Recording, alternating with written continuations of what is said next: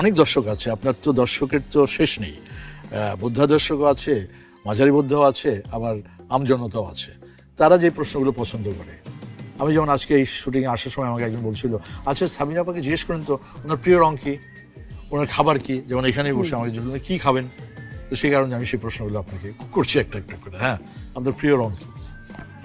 আচ্ছা, আমার প্রিয় রং কি জানেন? আমার কিন্তু রং চেঞ্জ হয়, এক এক সময় রং বদলায়, কখনো লাল, কখনো নীল। আচ্ছা, আপনি ঠিক মাঝখান দিয়ে বেরিয়ে গেলেন। আচ্ছা, প্রিয় খাবার কি? মাছ ভাত, বাঙালির বাঙালির খাবার।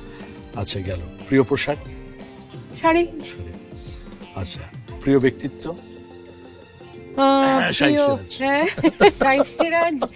এখন এই মুহূর্তের জন্য, আসলে না, প্রিয় ব্যক্তিত্ব আমার বাবাই ছিলেন।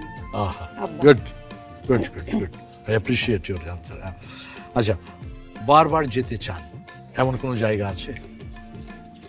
বারবার যেতে চাই তো বলা খুব মুশকিল, খুব মুশকিল। তবে বাড়ির বাইরে আসলে বারবার বাড়িতে যেতে চাই, অনেক জায়গায়। যে গান বহুবার শুনতে চান, শুনলেও মনে হয় না যে শেষ হয়েছে, আবার শুনতে ইচ্ছে করে, এরকম একটা গান আমি বলতে পারবো না, তবে একজন শিল্পীর কথা বলতে পারবো। ওনার যে কোনো গান, যে গানই হোক, আমি হাজারবার শুনতে রাজি আছি।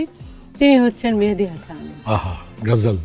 আহা, কোন গজল? ওনার শুধু গজল না, ওনার ফিল্মের গানগুলো আচ্ছা আচ্ছা আচ্ছা, আমি হাজারবার শুনতে পারবো।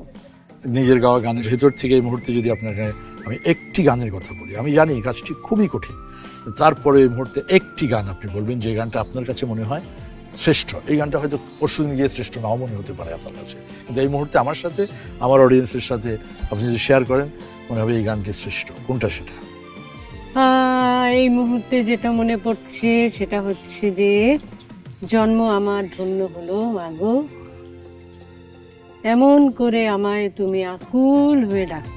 একটু সুরে যদি শুনতে চাই। আহা, জন্ম আমার ধন্য হলো মাগো, এমন করে আকুল হয়ে আমায় তুমি ডাকো।